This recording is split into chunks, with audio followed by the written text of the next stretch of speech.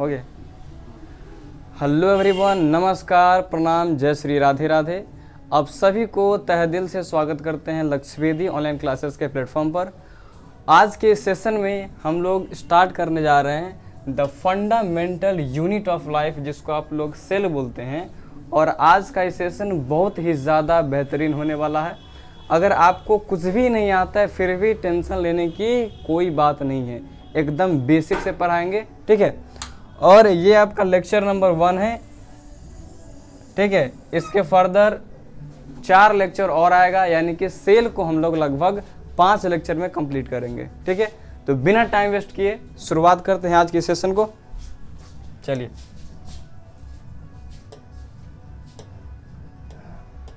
तो सबसे पहले समझ लीजिए कि आज के सेशन में हम लोग क्या क्या टॉपिक को कवर करने वाले हैं। तो सबसे पहले जानेंगे कि बायोलॉजी क्या होता है,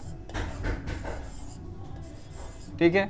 उसके बाद हम लोग डिस्कस करेंगे कि सेल क्या होता है, सेल का डेफिनेशन क्या होता है, ठीक है, इसके बारे में चर्चा करेंगे। फिर हम लोग बात करेंगे सेल रिलेटेड थ्योरी के बारे में, सेल से रिलेटेड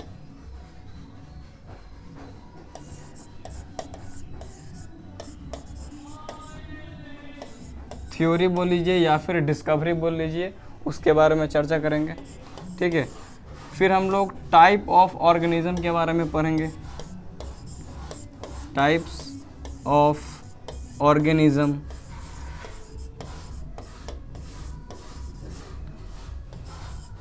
फिर हम लोग पढ़ेंगे डिफरेंट टाइप्स ऑफ सेल्स के बारे में,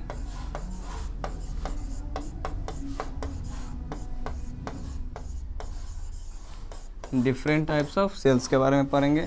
और लास्ट में हम लोग क्वेश्चन का करेंगे प्रैक्टिस,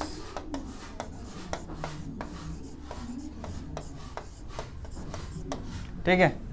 तो आज के सेशन में ये सारा टॉपिक कवर होने वाला है।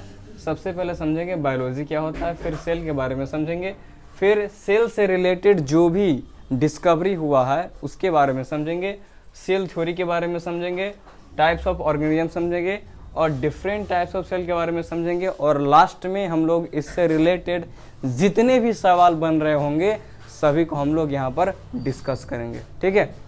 चलिए तो शुरुआत करते हैं। तो सबसे पहले सवाल आपके मन में आएगा कि सेल भाई साहब किसको बोलते हैं, सेल किसको बोलते हैं, व्हाट इज सेल। तो cell basically what is biology. तो समझिएगा बायोलॉजी मेनली 2 वर्ड से मिलकर के बना हुआ है। पहला बायोज, ठीक है, और लॉजी या फिर बोल लीजिए लोगोस, ठीक है। बायोज का मतलब होता है लिविंग या फिर आप लिविंग ऑर्गेनिज्म भी बोल सकते हैं, लिविंग ऑर्गेनिज्म, ठीक है। और लोगोस का मतलब होता है स्टडी। यानी कि अगर हम इस चीज को सिंपल भाषा में बोल दे, बायो का मतलब बायोज, ठीक है, और लोगो या फिर बोल दीजिए लोगोज, यानी कि बायोलॉजी मेनली 2 वर्ड से मिलकर बना हुआ है, पहला बायोज और दूसरा लोगोज। बायोज का मतलब क्या होता है, लिविंग ऑर्गेनिज्म, और लोगोस का मतलब क्या होता है, स्टडी। इसी चीज को अगर हम साधारण भाषा में लिख दे या फिर बोल दे कि लिविंग ऑर्गेनिज्म को स्टडी करना ही बायोलॉजी कहलाता है, लिविंग ऑर्गेनिज्म का स्टडी करना ही बायोलॉजी कहलाता है, ठीक है, बोल सकते हैं। तो इसको लिख देते हैं study of living organism, living organism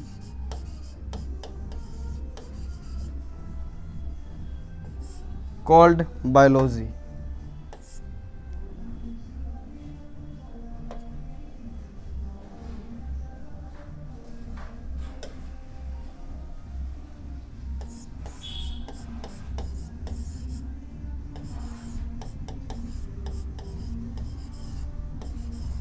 ठीक है, या फिर इसका एक और भी डेफिनेशन हम लोग लिख सकते हैं, कैसे, अगर मैं आपसे पूछूं कि बायोलॉजी अपने आप में साइंस का एक पार्ट है, ठीक है, बायोलॉजी अपने आप में साइंस का एक पार्ट है, ठीक है ना, और जिसके अंदर हम लोग लिविंग ऑर्गेनिज्म के बारे में स्टडी करते हैं, तो इसी चीज़ को अगर हम इस तरीक़ा से लिख दें, बायोलॉजी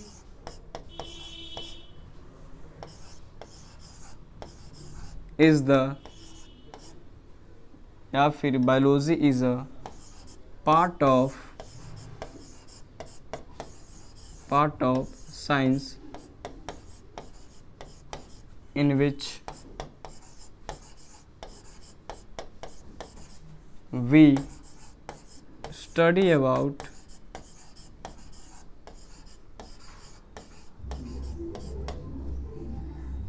living organism,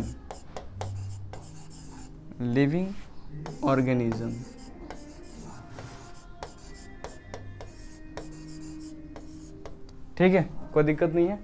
वही बात लिखे हैं कि biology is a part of science, biology क्या है, साइंस का एक पार्ट है जिसके अंदर हम लोग लिविंग ऑर्गेनिज्म के बारे में स्टडी करते हैं, ठीक है। तो आई होप आप लोगों को बायोलॉजी क्या होता है इसके बारे में पता चल गया होगा। अब हम बात कर लेते हैं कि बेसिकली सेल किसको बोलते हैं। तो उससे पहले आपसे हम एक सवाल पूछना चाह रहे हैं कि अगर आप अपने सराउंडिंग में देखते हैं तो आपको सिर्फ मेनली दो चीज़ दिखाई देगा, पहला लिविंग और दूसरा नॉन लिविंग, ठीक है। पहला क्या दिखाई देगा, पहला आपको लिविंग दिखाई देगा और दूसरा आपको नॉन लिविंग चीज़ दिखाई देगा, ठीक है भाई, कोई दिक्कत नहीं है। अब एक बात बताइए कि ऐसा क्या चीज़ है जो लिविंग ऑर्गेनिज्म और नॉन लिविंग ऑर्गेनिज्म को डिफ्रेंशिएट करने का काम करता है, ठीक है, ऐसा क्या चीज़ है। तो बेसिकली अगर हम ये बोल दें कि जितने भी लिविंग ऑर्गेनिज्म होता है सभी के अंदर सेल प्रेजेंट होता है, यानी कि प्रेजेंस ऑफ सेल और नॉन लिविंग के अंदर सेल का प्रेजेंस नहीं होता है। कहने का मतलब यह है कि लिविंग ऑर्गेनिज्म, जितने भी लिविंग ऑर्गेनिज्म हैं सभी के सभी सेल से मिलकर के बना हुआ है, इस बात को आप एग्री करते हैं। और जितने भी नॉन लिविंग ऑर्गेनिज्म हैं कोई भी सेल से मिलकर के बना हुआ नहीं होता है, ठीक है, कोई दिक्कत नहीं है। तो यानी कि नॉन लिविंग ऑर्गेनिज्म के अंदर क्या होता है, सेल एब्सेंट होता है, ठीक है। तो यहाँ पर लिख देते हैं एब्सेंस ऑफ सेल, ठीक है। ये बहुत ज़्यादा बेसिक बात है, आप लोगों को ये मालूम चल रहा होगा। अब आपसे हम पूछते हैं कि सेल बेसिकली हम किसको बोल रहे हैं, व्हाट इज सेल, ठीक है। तो एक बेसिक सा डेफिनेशन आप लोग क्लास 8 में भी पढ़े होंगे कि cell is the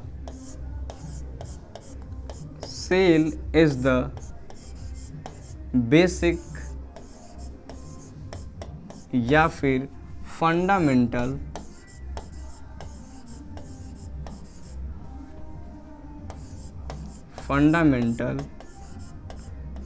structural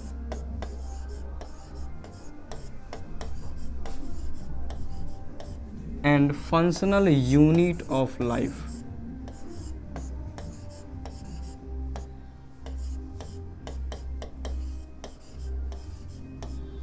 Functional unit of life,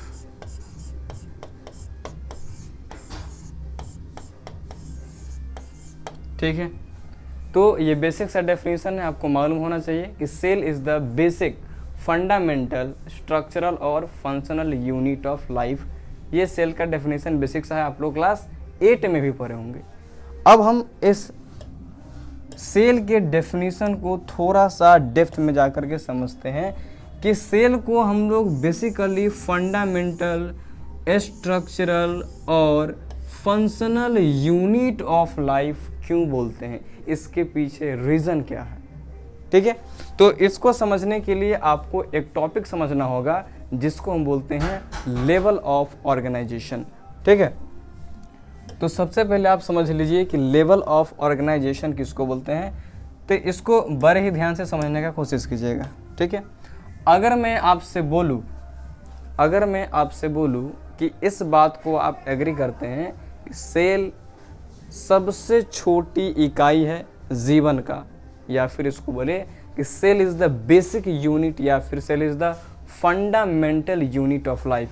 chapter का नाम ही यही है, cell is the fundamental unit of life. ठीक है, यानी कि सबसे बेसिक चीज़ क्या है, आपका सेल है। ठीक है, मान लेते हैं ये आपका एक सेल है। ठीक है, और अगर हम बहुत सारे सेल को एक जैसा, बहुत सारे सेल को एक साथ अगर मिला दे, यानी कि ग्रुप ऑफ सेल्स को एक टर्म दिया जाता है जिसको क्या बोलते हैं, टिश्यू बोल देते हैं।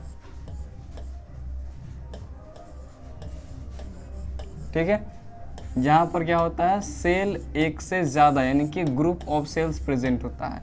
जैसे आपका टिश्यू का एग्जाम्पल के बारे में अगर हम बात कर ले तो क्या हो सकता है, एपिथेलियल टिश्यू। ठीक है, एपिथेलियम टिश्यू।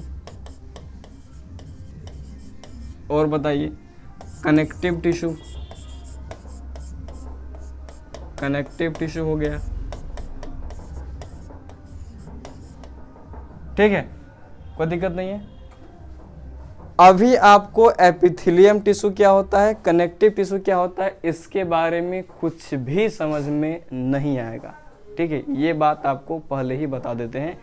जब हम आपको टिश्यू चैप्टर पढ़ाएंगे तब उस समय पर आपको एपिथेलियम टिश्यू, कनेक्टिव टिश्यू और भी उसके पार्ट होता है, मस्क्यूलर टिश्यू, न्यूरल टिश्यू, ये सारा चीज़ के बारे में डिस्कस करेंगे। अभी सिर्फ और सिर्फ आपको टिश्यू का ये जो एग्जाम्पल है इसको सिर्फ नाम याद रखना है और कुछ नहीं।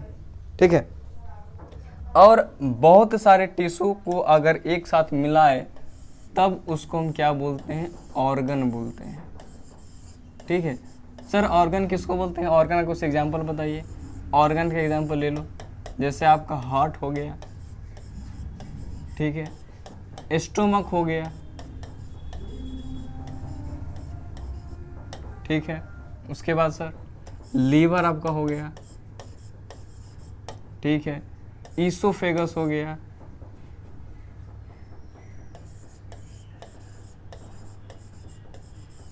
आपका किडनी हो गया। ठीक है, ये सभी के सभी क्या है, आपके बॉडी का ऑर्गन है। ठीक है, कोई दिक्कत नहीं है। चलो, और अगर बहुत सारे ऑर्गन को एक साथ मिला देते हैं, यानी कि ग्रुप ऑफ ऑर्गन को एक साथ मिलाते हैं, तो उसको हम क्या बोलते हैं, ऑर्गन सिस्टम बोल देते हैं। ठीक है, ऑर्गन सिस्टम बोल देते हैं। ठीक है, जैसे ऑर्गन सिस्टम का एग्जांपल सर कुछ बताइए। तो ऑर्गन सिस्टम जैसे आपका हो गया रेस्पिरेटरी सिस्टम, ठीक है, उसके बाद आपका हो गया डाइजेस्टिव सिस्टम,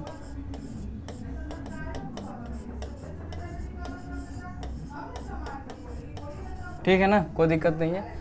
देखो, हो सकता है कि आप लोग रेस्पिरेटरी सिस्टम और डाइजेस्टिव सिस्टम के बारे में कुछ ना समझ आ रहा होगा आपको।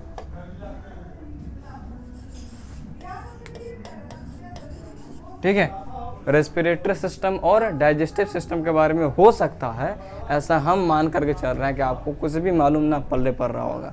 ठीक है, लेकिन ये चीज़ आप लोग छोटे क्लासेस में 6th-7th में आप लोग पढ़े होंगे कि डाइजेस्टिव सिस्टम क्या होता है और रेस्पिरेटरी सिस्टम क्या होता है।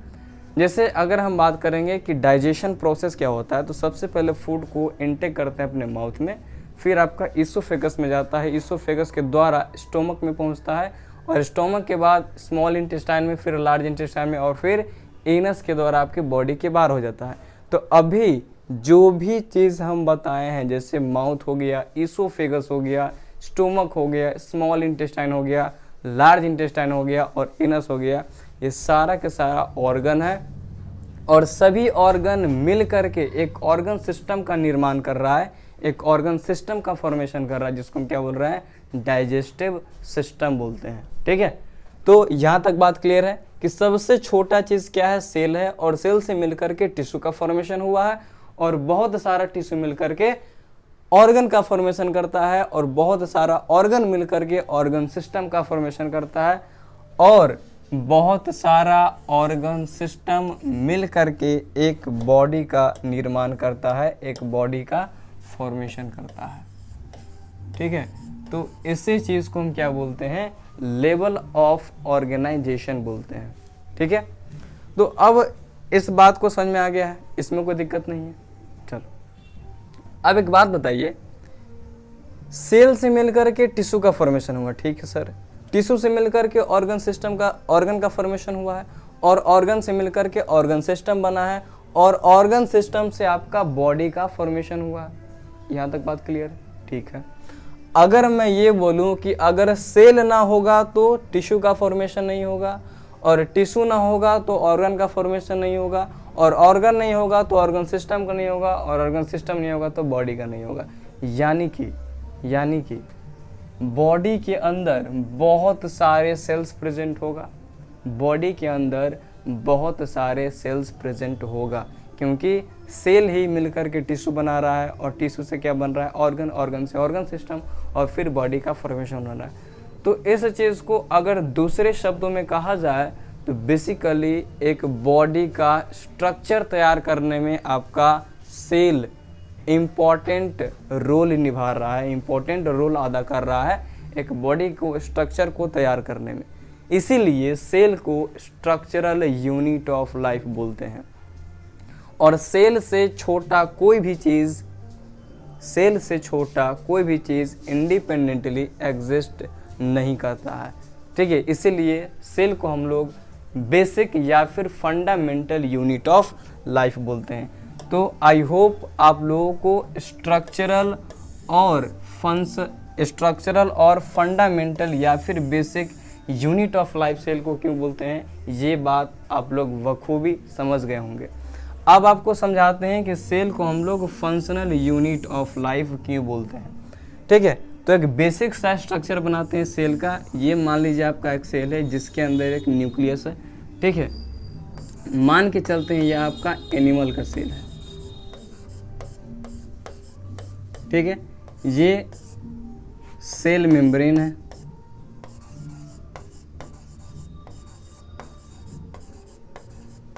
ठीक है, इस वाला पार्ट को हम बोलते हैं साइटोप्लाज्म, और ये आपका है न्यूक्लियस। ठीक है, अब आपसे एक बात पूछते हैं कि हर एक लिविंग ऑर्गेनिज्म को जीवित रहने के लिए, अपने लाइफ को सस्टेन करने के लिए एनर्जी की रिक्वायरमेंट होती है। और एनर्जी कहाँ से मिलती है, फूड से मिलती है। ठीक है, जब तक हम लोग फूड को अपने बॉडी के अंदर इनटेक नहीं करेंगे और उसका डाइजेशन प्रोसेस नहीं होगा, ठीक है, उसका यूटिलाइजेशन नहीं होगा, तब तक एनर्जी नहीं मिलेगी। ठीक है, और एनर्जी नहीं मिलेगा तो हमारा बॉडी वर्क नहीं कर पाएगा, कोई भी एक्टिविटी हमारा बॉडी परफॉर्म नहीं कर पाएगा। ठीक है जी, तो आपके बॉडी के अंदर बहुत सारा एंजाइम्स होता है, और जो एंजाइम्स क्या करता है, केमिकल रिएक्शन करवाने में हेल्प करता है ताकि आपको एनर्जी मिल सके। और जितना भी केमिकल रिएक्शन होता है सभी के सभी साइटोप्लाज्म के अंदर होता है। ठीक है,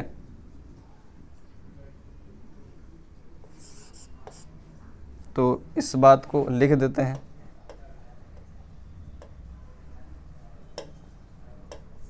हाँ, यहाँ पर लिख देते हैं, ऑल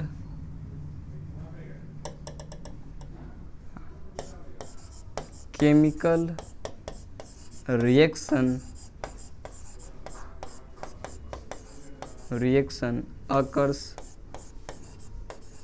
here। ठीक है, अगर इस बात को समझ में आ रहा है कि केमिकल रिएक्शन आपका कहाँ होता है, साइटोप्लाज्म के अंदर होता है। ठीक है, जिसकी वजह से सेल को हम क्या बोलते हैं, फंक्शनल यूनिट ऑफ लाइफ बोलते हैं। हो सकता है ये बात आपको पहले ना पा रहा हो, फिर से समझाते हैं, डोंट वरी, फिर से। अच्छा, एक बात बताइए, आप लोगों को अमीबा के बारे में जानकारी है?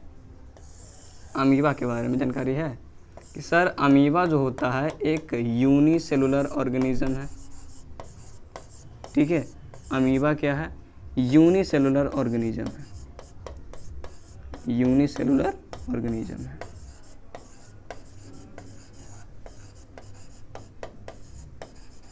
ठीक है, कोई दिक्कत नहीं है। यूनिसेलुलर कहने का मतलब होता है बच्चा पार्टी जिसके अंदर सिर्फ और सिर्फ एक सेल प्रेजेंट होगा, उसको बोलते हैं यूनिसेलुलर ऑर्गेनिज्म। ठीक है, क्लास 8 में आप लोग पढ़े होंगे। ठीक है, चलिए अब एक यहाँ पर हम बना लेते हैं व्यक्ति का फोटो बना लेते हैं। ये लीजिए, व्यक्ति का फोटो बना लिए और इसका नाम रखते हैं बाबू जलेला। ठीक है, बाबू जलेला। ठीक है जी, कोई दिक्कत नहीं है। चलिए, यहाँ तक बात क्लियर है। अब बाबू जलेला क्या है? एक व्यक्ति है, एक इंसान है। और अमीबा क्या है? ये भी बोल सकते हैं कि लिविंग ऑर्गेनिज्म है। ठीक है, अब अमीबा को और बाबू जलेला को, ठीक है, दोनों को क्या चाहिए? एनर्जी चाहिए। जब तक एनर्जी नहीं मिलेगा तब तक क्या नहीं होगा? उसका लाइफ सस्टेन नहीं होगा, कोई भी फंक्शन परफॉर्म नहीं कर पाएगा। ठीक है, तो बाबू जलेला के बॉडी के अंदर, एक व्यक्ति के बॉडी के अंदर क्या होता है? बिलियंस और मिलियंस ऑफ सेल्स प्रेजेंट होता है। ठीक है, और एक मनुष्य के अंदर, एक ह्यूमन बीइंग के अंदर बिलियंस ऑफ सेल मिल करके क्या करता है? ऑल इसेंशियल फंक्शन को परफॉर्म करता है ताकि उसका लाइफ सस्टेन हो सके। ठीक है, लेकिन अगर हम बात करेंगे अमीबा के अंदर, तो वही सारा फंक्शंस सिर्फ और सिर्फ एक सिंगल सेल परफॉर्म कर रहा होता है। ठीक है, बात समझ में आया? यानी कि जो फंक्शन ह्यूमन के अंदर बिलियंस ऑफ सेल मिल करके कर रहा है, वही फंक्शन अमीबा के अंदर एक सिंगल सेल कर रहा है। इसीलिए हम बोलते हैं सेल को कि फंक्शनल यूनिट ऑफ लाइफ होता है। आई होप अब आप लोगों को ये बात पल्ले पड़ गया होगा कि सेल को हम लोग क्यों फंडामेंटल, स्ट्रक्चरल और फंक्शनल यूनिट ऑफ लाइफ बोलते हैं। ठीक है, अभी तीनों के तीनों वर्ड को हम लोग डिकोड कर चुके हैं। ठीक है जी, यहाँ तक बात पूरा क्लियर हो गया है। अगर आपको कोई भी कंफ्यूजन होगा तो आप कमेंट बॉक्स में लिख दीजिए। ठीक है, अगला हम पढ़ते हैं टाइप ऑफ ऑर्गेनिज्म। तो इस चीज़ को ध्यान से समझना। On the basis of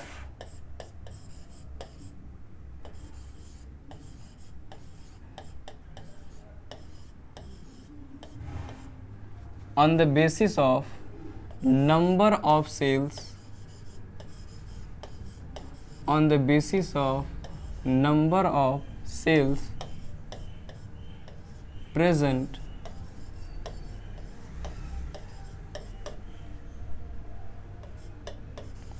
in organism,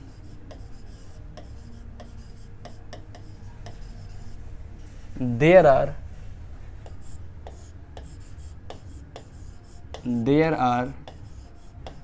two types of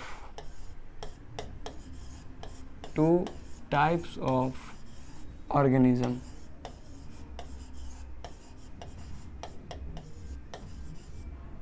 ठीक है, ऑर्गेनिज्म के अंदर कितना सेल्स प्रेजेंट है? एक सेल प्रेजेंट है, एक से ज़्यादा सेल प्रेजेंट है, उसके बेसिस पर ऑर्गेनिज्म को दो टाइप होता है। पहला, सबसे नंबर 1 होता है आपका यूनिसेलुलर ऑर्गेनिज्म। ठीक है, यूनिसेलुलर ऑर्गेनिज्म। ठीक है, और दूसरा आपका होता है multi cellular organism. Multi cellular organism. ठीक है जी, अब समझिएगा कि हम लोग यूनिसेलुलर ऑर्गेनिज्म और मल्टी सेलुलर ऑर्गेनिज्म किसको बोलते हैं, इसमें क्या फ़र्क है, इसको थोड़ा सा समझने की कोशिश करते हैं। तो बच्चा पार्टी, यूनि का मतलब होता है वन या फिर सिंगल, और सेलुलर का मतलब होता है सेल, यानी कि वैसा ऑर्गेनिज्म जिसके अंदर सिर्फ और सिर्फ सिंगल सेल या फिर एक सेल प्रेजेंट होगा, उसको बोलेंगे यूनिसेलुलर ऑर्गेनिज्म। ठीक है, कोई दिक्कत नहीं है। तो यहाँ पर लिख सकते हैं सिंगल सेल इज प्रेजेंट। ठीक है, सिंगल सेल इज प्रेजेंट लिख सकते हैं, कोई दिक्कत नहीं है। अब ध्यान से समझना, मल्टी का मतलब क्या होता है, मेनी। ठीक है, मेनी कहने का मतलब सर, मेनी कहने का मतलब बच्चा पार्टी मोर देन वन। ठीक है, एक से ज़्यादा, मोर देन वन, यानी कि, और सेलुलर का मतलब क्या होता है, सेल होता है। ठीक है, कोई दिक्कत नहीं है। तो वैसा ऑर्गेनिज्म जिसके अंदर एक से ज़्यादा सेल प्रेजेंट होगा उसको बोलते हैं मल्टी सेलुलर ऑर्गेनिज्म। ठीक है, तो यहाँ पर लिख लेना more than one cell is present, more than one cell is present.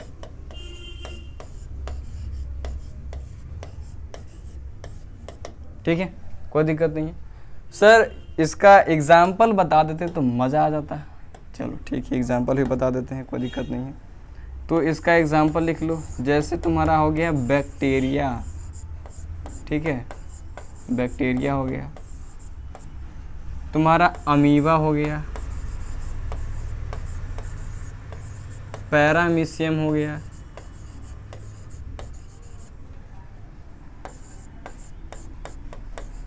ठीक है, क्लेमाइडोमोनास हो गया,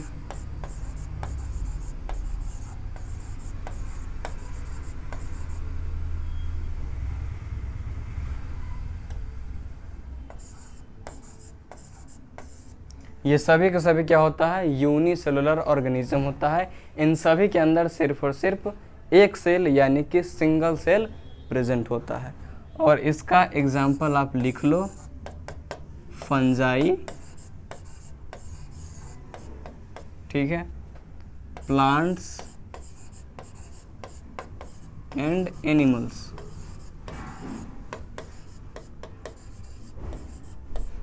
यानी कि फंजाई, प्लांट्स और एनिमल्स में एक से ज़्यादा सेल प्रेजेंट होता है, इसलिए क्या बोलते हैं इनको, मल्टी सेलुलर ऑर्गेनिज्म बोलते हैं। ठीक है, कोई दिक्कत नहीं यहाँ तक। चलिए आगे बढ़ते हैं। अब बात करते हैं कि सेल से रिलेटेड डिस्कवरी के बारे में। तो जैसे ही सेल की डिस्कवरी के बारे में चर्चा किया जाता है तो सबसे पहले याद आता है एक साइंटिस्ट के बारे में, जिसको क्या बोलते हैं, इसका नाम क्या है, रॉबर्ट हुक। ठीक है, तो सबसे पहले रॉबर्ट हुक साहब ने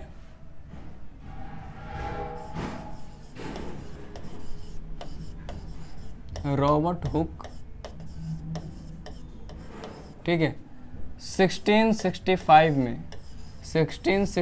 में क्या किया था, डिस्कवर्ड किया था सेल को। ठीक है, डिस्कवर्ड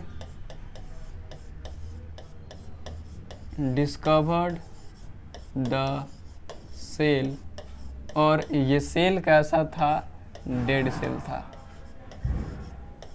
ठीक है, डेड सेल था। अब आपको बताते हैं कि रॉबर्ट हुक सेल का डिस्कवरी किस तरीका से किया था। ठीक है, इस बात को समझने के लिए आप रेडी हो, पक्का? ठीक है, ओके, समझना। ऐसा हमको लगता है कि आप लोग पेड़ तो देखे होंगे, ट्री। ठीक है, हाँ, ये आपका ट्री है।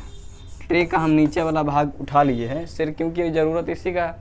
ट्री आप देखें, ट्री का ये जो भाग दिख रहा है इसको हम लोग क्या बोलते हैं, बार्क बोलते हैं। ठीक है, कोई दिक्कत नहीं है। तो रॉबर्ट हुक क्या किया, ट्री से सबसे पहले बार्क को निकाल लिया। ठीक है, यानी कि ये आपका क्या है, बार्क है, इसको हम बार्क बोलते हैं। जो छिलका होता है ना, पेड़ का छिलका, ठीक है, ये जो छिलका दिख रहा है इसको हम क्या बोलते हैं, बार्क बोलते हैं। अब इस बार्क का एक स्लाइस ले लेता है, इस स्लाइस को क्या बोलते हैं, कॉर्क बोलते हैं। बार्क का एक छोटा सा पीस, एक छोटा सा टुकड़ा निकाल लिया जाता है, जिसको क्या बोलते हैं, कॉर्क बोलते हैं। ये क्या है आपका, स्लाइस ऑफ कॉर्क है, स्लाइस ऑफ कॉर्क।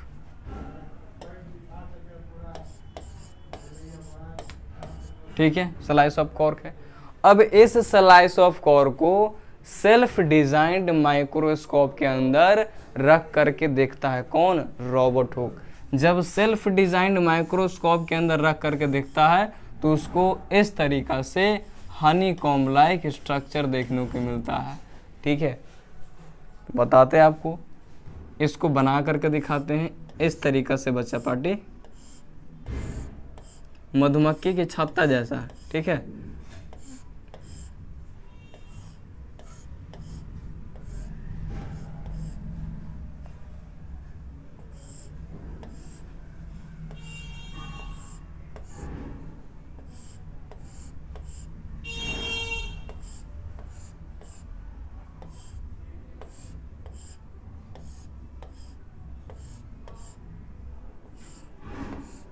ठीक है, इस तरीके से इसको बोलते हैं Honey comb like structure, Honey comb like,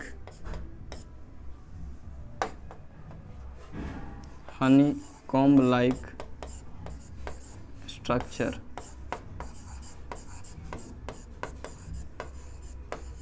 ठीक है, यानी कि मधुमक्खी के छत्ता जैसा स्ट्रक्चर देखने को मिलता है। अब ध्यान से समझना कि यहाँ पर ये जो मधुमक्खी का छत्ता दिख रहा है, हनी कॉम्ब लाइक स्ट्रक्चर दिख रहा है, इसमें से ये जो घर दिख रहा है ना, ये जो एम्प्टी घर है, लिटिल रूम है, छोटा छोटा कमरा है। ठीक है, लिटिल रूम बोल लीजिए, या फिर आप क्या बोल सकते हैं, कंपार्टमेंट बोल लीजिए। इसी लिटिल रूम या फिर कंपार्टमेंट को अपना भाषा में, रॉबर्ट हुक अपना भाषा में एक टर्म दिया जिसको क्या बोलते हैं, सेल बोलते हैं। ठीक है, और ये जो छोटा छोटा कमरा दिख रहा है, लिटिल रूम दिख रहा है, कंपार्टमेंट दिख रहा है, वो कैसा था, डेड था। ठीक है, तो इस तरीका से आपका सेल का डिस्कवरी हुआ है। ठीक है, तो आपसे अगर सवाल पूछा जाए कि रॉबर्ट हुक यानी कि सेल का डिस्कवरी किसने किया है, तो सिंपल सी बात है, रॉबर्ट हुक ने किया है 1665 में, और सेल कैसा था, डेड था। ठीक है, तो इसी चीज़ को आपको हम पॉइंट के फॉर्म में लिख देते हैं ताकि आपको और बेहतरीन तरीक़ा से समझ में आए। तो सबसे पहले क्या किया Robert Hooke,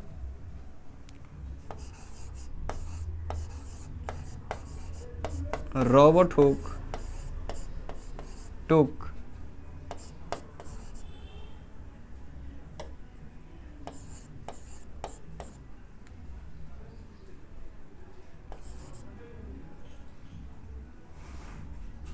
a slice of cork, और slice of cork क्या होता है,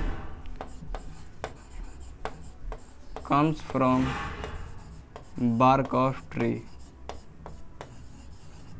ठीक है, बार्क ऑफ ट्री से निकलता है, कोई दिक्कत नहीं।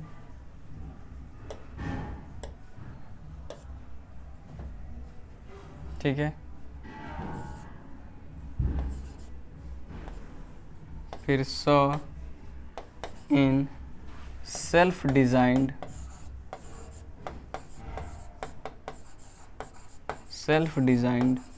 Microscope,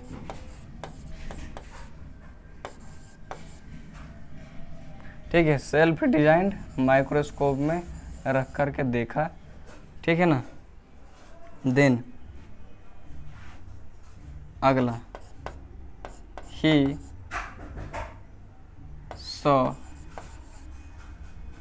Honey comb like structure, Honey comb like structure. ठीक है, in which many little compartment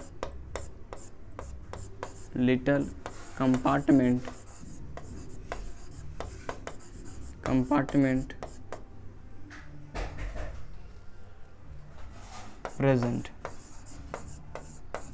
ठीक है, जिसके अंदर बहुत सारा छोटा छोटा कंपार्टमेंट या फिर रूम था, और उसी लिटिल कंपार्टमेंट और रूम को रॉबर्ट हुक ने एक टर्म दिया जिसको हम लोग क्या बोलते हैं, सेल बोलते हैं।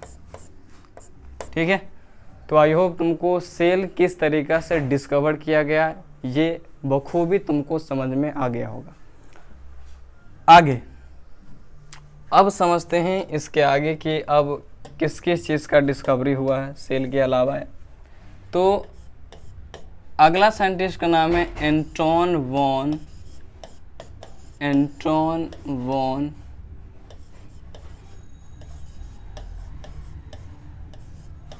लीवेनहॉक। ठीक है, एंटोन वॉन लीवेनहॉक 1674 में लिविंग सेल का क्या किया था, डिस्कवर किया था। ठीक है,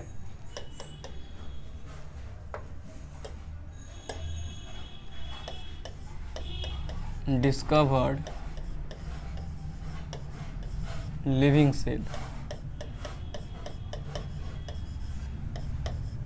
ठीक है, कोई दिक्कत नहीं है। उसके बाद आगे समझना,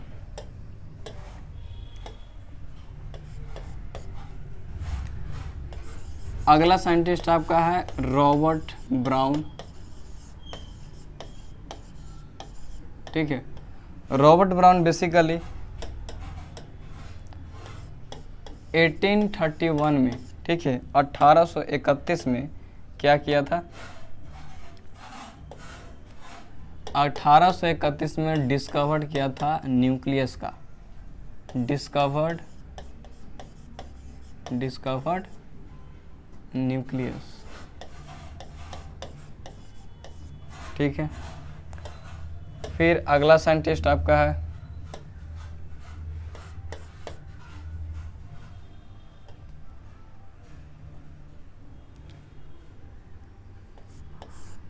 J.E. पुरकिंजे। ठीक है, J.E. पुरकिंजे 1839 में डिस्कवर किए थे किसके बारे में, बताओ जरा किसके बारे में। हाँ, तो 1831 में डिस्कवर किया था इन्होंने प्रोटोप्लाज्म के बारे में। ठीक है, ये प्रोटोप्लाज्म क्या होता है। ठीक है, तो ये तीन है, आपको याद रखना है कि एंटोन वॉन लीवेनहॉक डिस्कवर्ड किया था सेल को। कैसा सेल था, लिविंग सेल था, और वो सेल कौन था, बैक्टीरिया था। ठीक है, लिख देते हैं यहाँ पर, सेल कौन था, बैक्टीरिया। ठीक है, उसके बाद रॉबर्ट ब्राउन 1831 में न्यूक्लियस का डिस्कवरी किया है, और J.E. पुरकिंजे प्रोटोप्लाज्म का डिस्कवरी किया कब, 1839 में। ठीक है, अब आगे बात करते हैं सेल थ्योरी के बारे में कि सेल थ्योरी, अगर जैसे हम सेल थ्योरी के बारे में सोचते हैं तो सेल थ्योरी देने वाला दो साइंटिस्ट है, जिसका नाम क्या है, तो पहला साइंटिस्ट है आपका मैथियस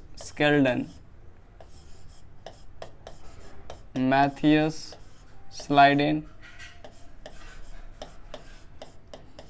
ठीक है, और दूसरा है आपका थियोडर स्वान। दूसरा कौन है, Theodore swan.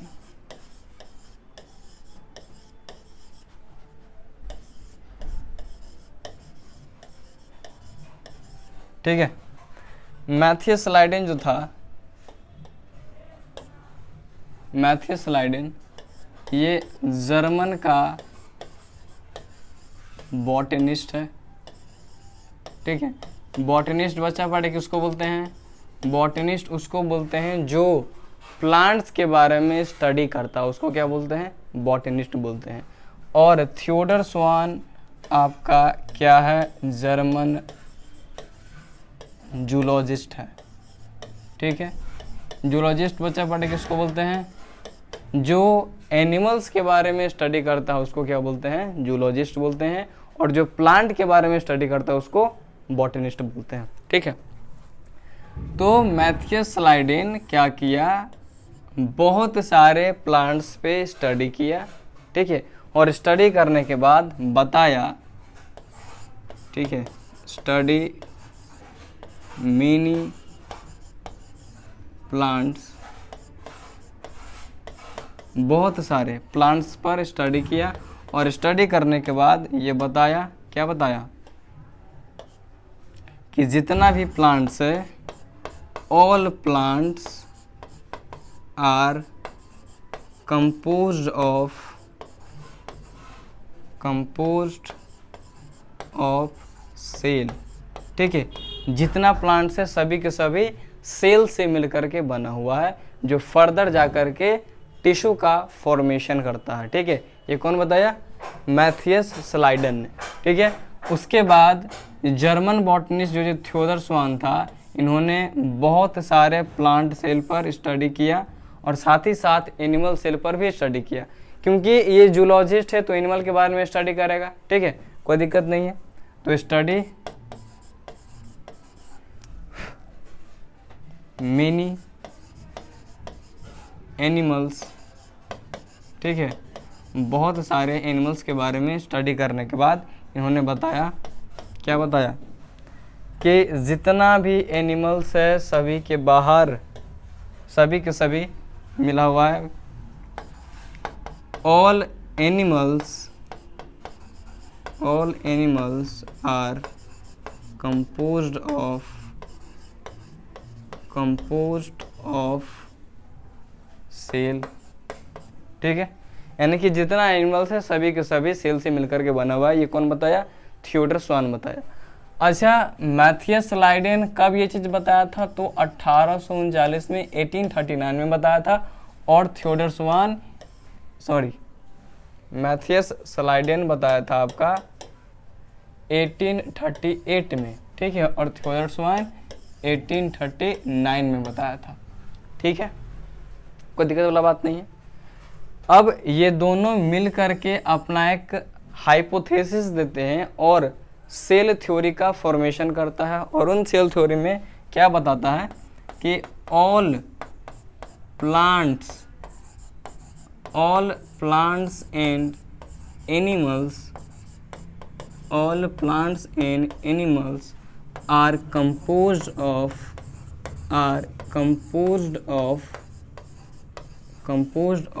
cell and its product।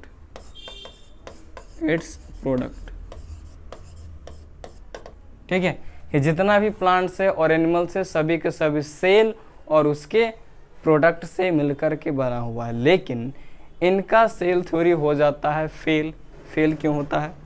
यानी कि इनका सेल थ्योरी फेल होने का रीज़न क्या है, उसका ड्रॉबैक क्या है, तो समझना। इसका सेल थ्योरी फेल होने का रीज़न क्या है, इसका ड्रॉबैक क्या है। तो बच्चा पार्टी, इसका ड्रॉबैक है कि न्यू सेल कहाँ से आता है, यानी कि how new cells are formed. New cells किस तरीक़ा से बनता है, न्यू सेल्स किस तरीक़ा से फॉर्म होता है, इस चीज़ को इन्होंने नहीं बता पाया था, जिसके वजह से इनका सेल थ्योरी फेल हो जाता है। ठीक है, how new cells are formed.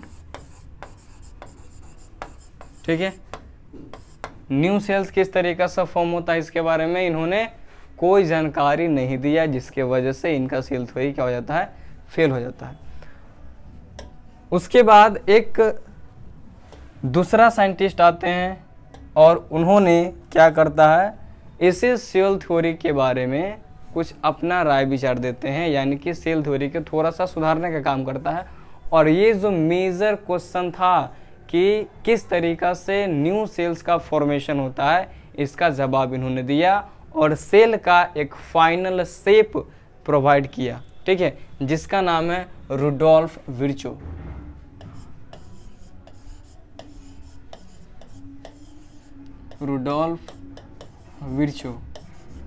ठीक है, रुडोल्फ विर्चो 1855 में। ठीक है, रुडोल्फ विर्चो 1855 में क्या किया, सबसे पहले तो ये बताया कि सेल क्या करता है। Cells are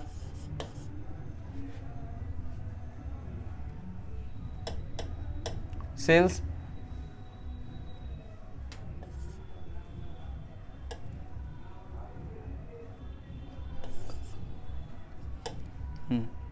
sales are divided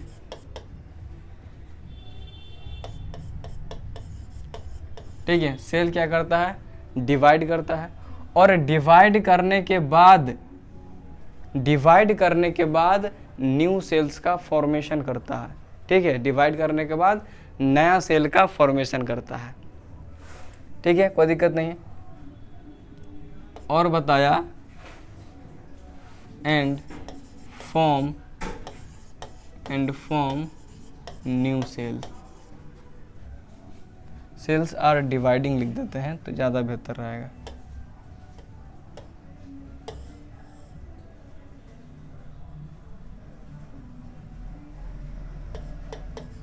sales are dividing and new cells are formed. ठीक है, सेल आपका डिवाइड करता है और नया सेल का फॉर्मेशन करता है। ठीक है, कोई दिक्कत नहीं है, बात पकड़ में आ रहा है। चलो, आने भी चाहिए। तो अब समझना ध्यान से कि सेल किस तरीक़ा से डिवाइड करता है और नया सेल का फॉर्मेशन करता है। तो क्लास 8 में आप लोग एक चैप्टर पढ़े होंगे जिसको बोलते हैं रिप्रोडक्शन, और रिप्रोडक्शन में असेक्सुअल मोड ऑफ रिप्रोडक्शन के बारे में आप लोग पढ़े होंगे। ठीक है, आपको हो सकता है कि याद ना हो, लेकिन हम बता देते हैं कि जैसे मान के चलिए ये आपका क्या है, एक अमीबा है। अभी आप ये हम बताए हैं कि अमीबा क्या होता है, यूनिसेलुलर ऑर्गेनिज्म होता है। ठीक है, अमीबा है, और ये आपका पेरेंट सेल है। ठीक है, पेरेंट सेल है। अमीबा क्या करता है बच्चा पट्टी, अमीबा आपका डिवाइड करता है, यानी कि अमीबा में रिप्रोडक्शन होता है और अमीबा डिवाइड करता है किससे, बाइनरी फिजन से। ठीक है, बाइनरी फिजन से आपका अमीबा डिवाइड करता है, और डिवाइड करने के बाद आपका 2 डॉटर सेल का फॉर्मेशन करता है। ठीक है, 2 डॉटर सेल का फॉर्मेशन करता है, कोई दिक्कत नहीं है। ये आपका क्या है, डॉटर सेल है।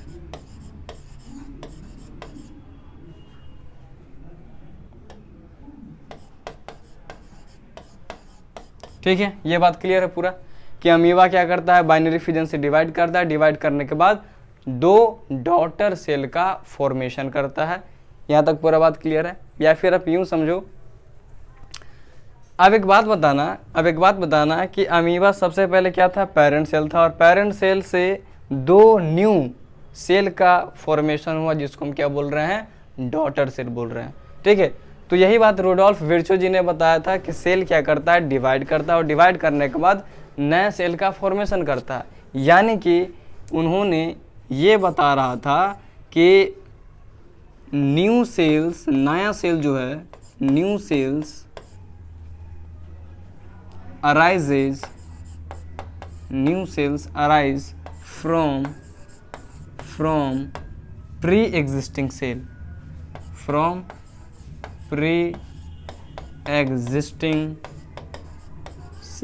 ठीक है, न्यू सेल जो है प्री एग्जिस्टिंग सेल से आता है, यानी कि वो सेल जो पहले से ही अर्थ पे एग्जिस्ट करता है, वही सेल डिवाइड करने के बाद नया सेल का फॉर्मेशन करता है। ठीक है, कोई दिक्कत नहीं है। इसी चीज़ को उन्होंने अपने शब्द में लिखा था, क्या लिखा था, ओमनिस सेलुला। ठीक है, ओमनिस सेलुला ई सेलुला, जिसका मतलब होता है new cells arise from pre existing cell. ठीक है, यानी कि नया सेल प्री एग्जिस्टिंग सेल से फॉर्म होता है, कोई दिक्कत नहीं है।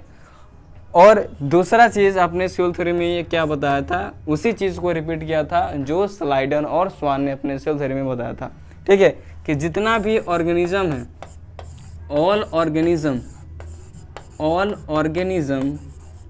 Are composed of cell and its product.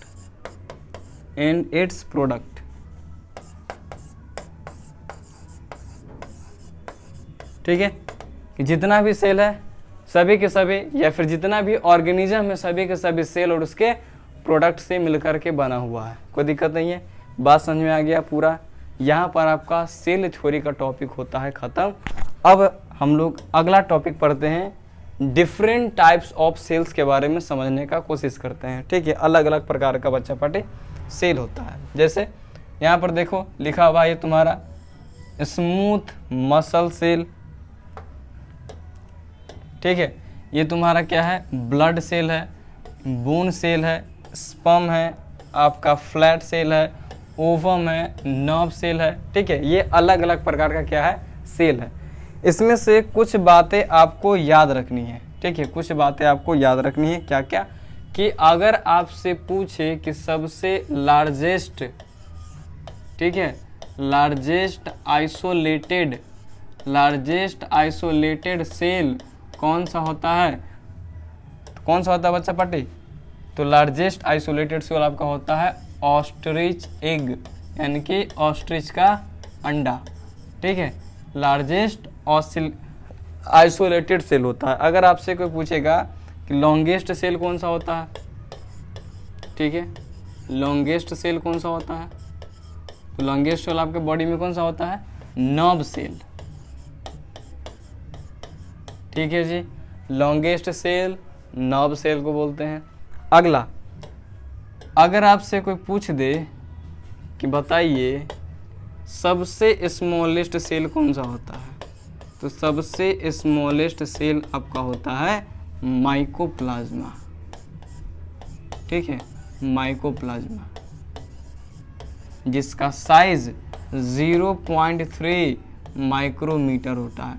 ठीक है, अगर आपको नहीं मालूम है तो 1 माइक्रोमीटर इक्वल टू हम बोलते हैं 10⁻⁻6 मीटर होता है। इस बात को आप लोग याद रखोगे। ठीक है, 1 माइक्रोमीटर इक्वल टू 10⁻⁻6 मीटर होता है। ठीक है, तो सबसे largest isolated cell ostrich egg हो गया, लॉन्गेस्ट सेल आपका नर्व सेल होता है, स्मॉलेस्ट सेल होता है माइकोप्लाज्मा। ठीक है, कोई दिक्कत नहीं है। अगर आरबीसी के बारे में चर्चा करें, अगर आरबीसी के बारे में चर्चा करें, ठीक है, तो आरबीसी का शेप कैसा होता है, round and biconcave, round and biconcave आपका आरबीसी का शेप होता है। ठीक है, कोई दिक्कत नहीं है, यहाँ तक बात पूरा क्लियर है। ओवम देख लीजिए, आपका स्फेरिकल सेल होता है, यानी कि ओवम का शेप कैसा होता है, स्फेरिकल होता है।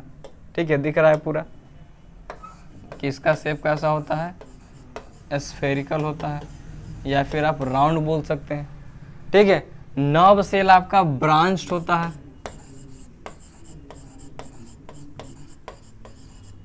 ठीक है, कोई दिक्कत नहीं है, तो इस चीज़ों का आप याद रखिएगा। चलिए आगे चलते हैं। अब यहाँ से क्वेश्चन स्टार्ट होता है, लेकिन उससे पहले हम चाहते हैं कि एक बार फिर से जो चीज़ आपको हम बताए हैं उसको एक बार रिकैप करा दें। ठीक है, रिकैप करा देते हैं, कोई दिक्कत नहीं है। तो सबसे पहले हम पढ़ रहे हैं बायोलॉजी के बारे में कि बायोलॉजी 2 वर्ड से मिलकर के बना हुआ, पहला है बायोस, दूसरा लोगोस। बायोस का मतलब क्या होता है, लिविंग ऑर्गेनिज्म, और लोगोस का मतलब क्या होता है, स्टडी, यानी कि स्टडी ऑफ लिविंग ऑर्गेनिज्म को क्या बोलते हैं, बायोलॉजी बोलते हैं। ठीक है, या फिर इसको दूसरे शब्द में बोले तो बायोलॉजी क्या है, साइंस का एक पार्ट है। ठीक है, तो बोल सकते हैं कि biology is the part of a science in which we study about living organism. कोई दिक्कत नहीं है।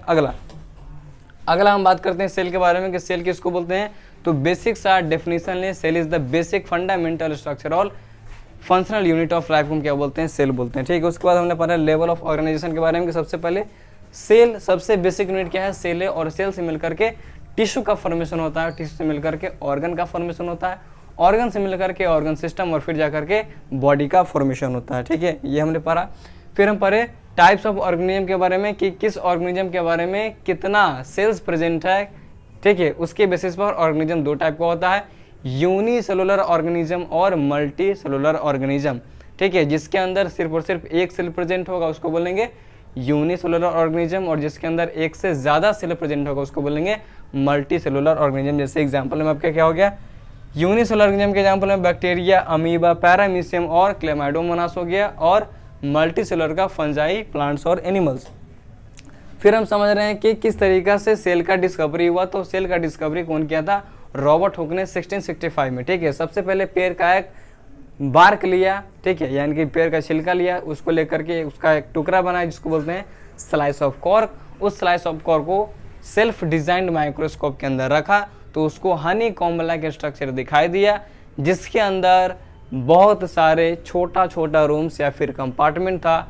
उसी कंपार्टमेंट को क्या टर्म दिया, सेल दिया था। ठीक है, अगला है एंटोन वॉन लीवेनहुक 1674 में आपका लिविंग सेल का डिस्कवर किया था, और लिविंग सेल कौन सा था? बैक्टीरिया था।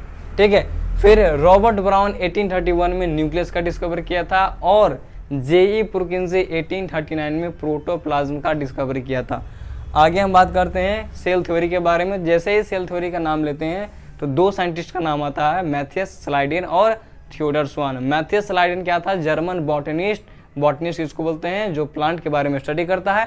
ठीक है। तो 1838 में मैथियस स्लाइडेन ने क्या बताया था? बहुत सारे प्लांट को पढ़ करके एब्जॉर्ब किया, और एब्जॉर्ब करने के बाद उन्होंने स्टेटमेंट दिया कि जितना भी प्लांट है सभी के सभी सेल से मिलकर के बना हुआ है। एट द सेम टाइम 1839 में थियोडर स्वान, जो कि जर्मन जूलॉजिस्ट है, उन्होंने बहुत सारे एनिमल्स सेल के ऊपर स्टडी किया, और स्टडी करने के बाद बताया कि जितना भी एनिमल्स है सभी के सभी सेल से मिलकर के बना हुआ है। और इन दोनों ने मिलकर के अपना एक सेल थ्योरी बनाया, जिसके अंदर इन्होंने बताया कि जितना भी प्लांट्स है और एनिमल्स है सभी के सभी सेल और उसके प्रोडक्ट से मिलकर के बना हुआ है। लेकिन इनका सेल थ्योरी होता है फेल। क्यों फेल होता है? इसके वजह से एक क्वेश्चन था कि न्यू सेल का फॉर्मेशन किस तरीका से होता है, और यही चीज़ को इन्होंने नहीं बता पाया है। तो अगर आपसे पूछे कि मैथियस और स्लाइडेन का जो सेल थ्योरी था उसका ड्रॉबैक क्या था, तो आप बताइएगा कि उन्होंने इस बात के बारे में कोई चर्चा नहीं किया था कि न्यू सेल्स का फॉर्मेशन किस तरीका से किया जाता है। और इसी का जवाब रुडोल्फ विर्चो जी ने 1855 में दिया। उन्होंने क्या बताया कि सेल क्या करता है? डिवाइड करता है, और डिवाइड करने के बाद न्यू सेल का फॉर्मेशन करता है। ठीक है, कोई दिक्कत नहीं है। यानी कि उन्होंने बताया कि सेल जो है प्री एग्जिस्टिंग सेल से आता है, यानी कि जो सेल पहले से ही अर्थ पे एग्जिस्ट करता है वही सेल डिवाइड करता है, और डिवाइड करने के बाद न्यू सेल का फॉर्मेशन करता है। इसी चीज़ को उन्होंने अपने शब्द में बोला था ओमनी सेलुला, ई सेलुला। ठीक है, कोई दिक्कत नहीं है। और दोबारा उन्होंने सेल थ्योरी में थोड़ा सा एडवांसमेंट करके बताया कि जितना भी ऑर्गेनिज्म है सभी के सभी सेल और उसके प्रोडक्ट से मिलकर के बना हुआ है। फिर आपको याद रखना है कि अलग अलग प्रकार का सेल होता है। जैसे आपका ब्लड सेल हो गया, जिसमें आपका आरबीसी हो गया, तो आरबीसी आपका बाइकॉन्केव और राउंड शेप का होता है। जिस तरीके से आपका ओवम है, या आपका स्फेरिकल सेल होता है, आपका नर्व सेल है, या आपका ब्रांच होता है। ठीक है, तो सेल का अलग अलग शेप और साइज हो सकता है। अगर आपसे सवाल पूछेगा कि लॉन्गेस्ट आइसोलेटेड सेल कौन सा होगा, तो ऑस्ट्रिच एग होता है, लार्जेस्ट। और लॉन्गेस्ट सेल आपका नर्व सेल होगा। स्मॉलेस्ट सेल क्या हो जाएगा? माइकोप्लाज्मा, जिसका साइज 0.3 माइक्रोमीटर होता है। 1 माइक्रोमीटर इक्वल टू 10⁻⁻6 मीटर होता है। ठीक है, कोई दिक्कत नहीं है। चलिए, तो अब इससे जितना भी क्वेश्चन बन सकता है, जितना भी क्वेश्चन फॉर्म हो सकता है एनसीईआरटी के लाइन से, उसको थोड़ा सा डिस्कस करने का काम करते हैं। ठीक है, तो बताइएगा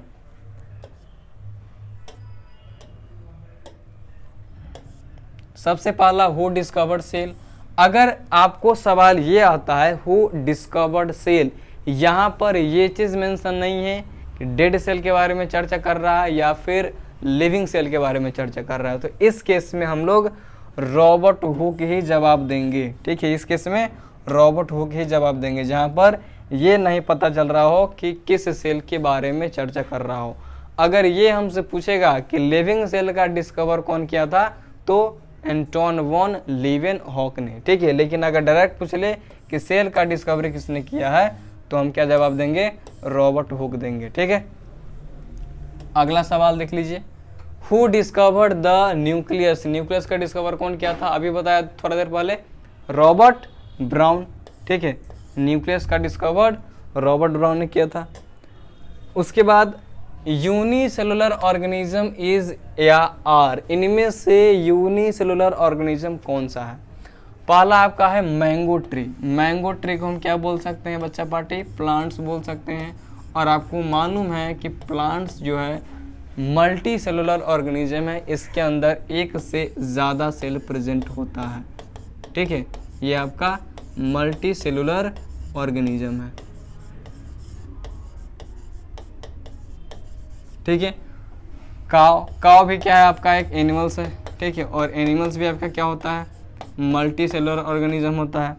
ठीक है, रोज़ भी आपका फ्लावर है और ये फ्लावर भी आपका क्या होगा, मल्टी सेलुलर ऑर्गेनिज्म होगा। ठीक है, क्लेमाइडोमोनास आपका क्या होता है, यूनिसेलुलर ऑर्गेनिज्म होता है। ठीक है, चलिए अगला है मैथियस सलाइडेन वाज। मैथियस सलाइडेन कौन था, तो जर्मन का कौन, बॉटनिस्ट था। ठीक है, तो जर्मन जूलॉजिस्ट नहीं होगा, ब्रिटिश जूलॉजिस्ट नहीं होगा, ब्रिटिश बॉटनिस्ट नहीं होगा, जर्मन बॉटनिस्ट था मैथियस सलाइडन। ठीक है, अगला सवाल, which of the following is the largest isolated cell.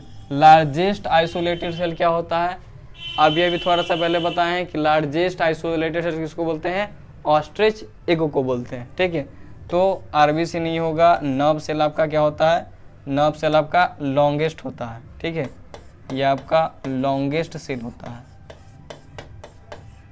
ठीक है, ऑस्ट्रिच एग आपका होता है सबसे लार्जेस्ट सेल और माइक्रोप्लाज्मा क्या होता है, सबसे स्मॉलेस्ट सेल।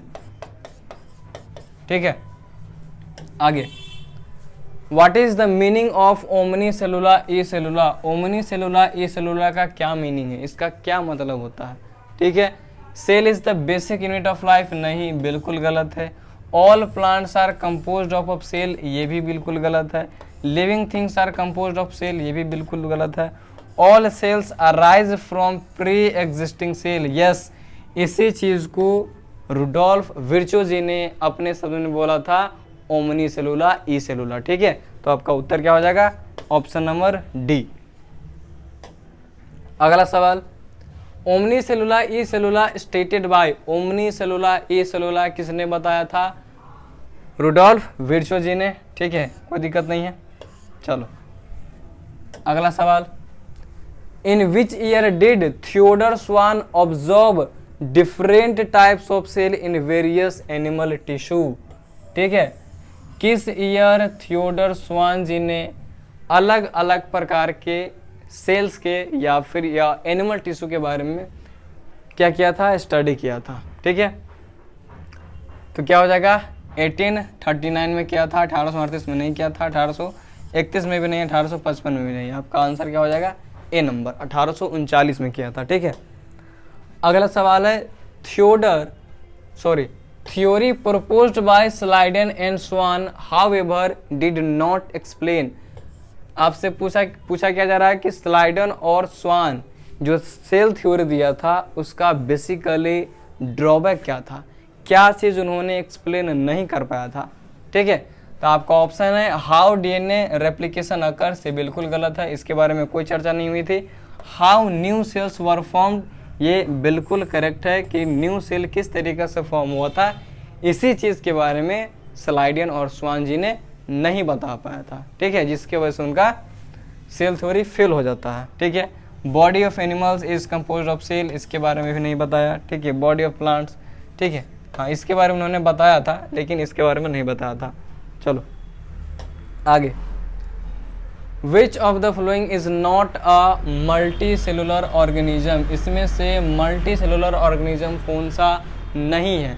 तो मल्टी सेलुलर मतलब क्या होता है, वैसा सेल इसके अंदर एक से ज़्यादा, वैसा ऑर्गेनिज्म जिसके अंदर एक से ज़्यादा सेल प्रेजेंट होगा उसको क्या बोलेंगे, मल्टी सेलुलर ऑर्गेनिज्म बोलेंगे। ठीक है, तो आपका फंजाई होता है मल्टी सेलुलर ऑर्गेनिज्म, एनिमल्स भी होता है, प्लांट्स भी होता है, और बैक्टीरिया का क्या होता है, यूनिसेलुलर ऑर्गेनिज्म होता है जिसके अंदर सिर्फ और सिर्फ सिंगल सेल या फिर एक ही सेल प्रेजेंट होता है।